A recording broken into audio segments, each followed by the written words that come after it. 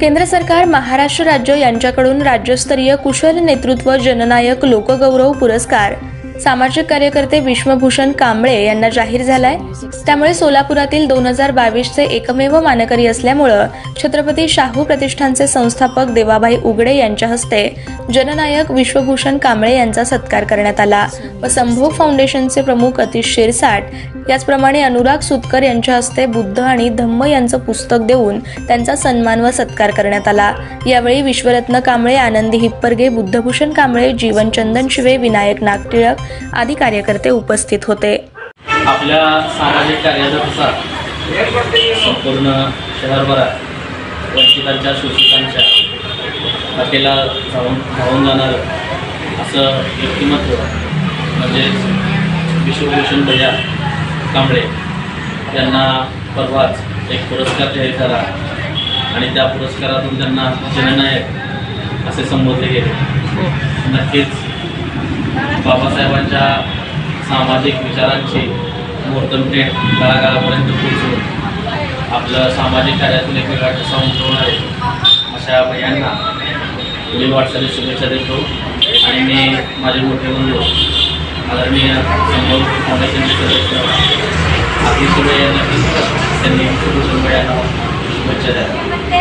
महाराष्ट्र स्तरावर विश्वभैयांची दखल घेतली गेली आणि मोठ्या उत्साहामध्ये मोठ्या प्रमाणामध्ये पुरस्काराचा कार्यक्रम जाहीर झाला। विश्वभैयांना जननायक ही पदवी सुपूर्द करण्यात आली। खरंच त्यांचं काम वापरण्याजोगं आहे। त्या वंचित शोषणांचा आवाज म्हणून ते उठतात। त्यामुळे खरंच आम्ही सर्वजण त्यांच्या पाठीशी आहोत आणि त्यांच्या कार्यात त्यानंतर बापू वालेराव त्यांनी विश्वभूषण यांना पुढील वाटचालीस शुभेच्छा दिल्या।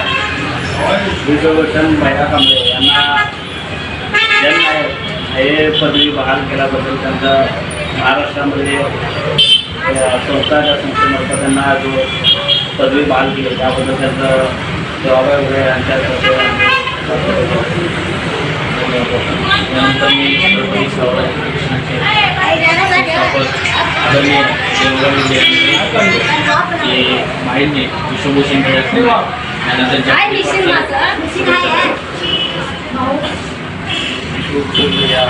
कांबळे यांना जो जननायक पुरस्कार मिळाला त्याबद्दल त्यांचं हार्दिक अभिनंदन। त्यांच्या कार्याचं कौतुक आज राज्यस्तरीय राष्ट्रस्तरीय पुरस्कार मिळाल्याबद्दल ही आपल्याला गौरवाची गोष्ट आहे। असंच विश्वभूषणाने सामाजिक पातळीवर जपत बाबासाहेबांचं चळवळीचं काम करत राहावे हेच त्यांना आजच्या शुभेच्छा देतो।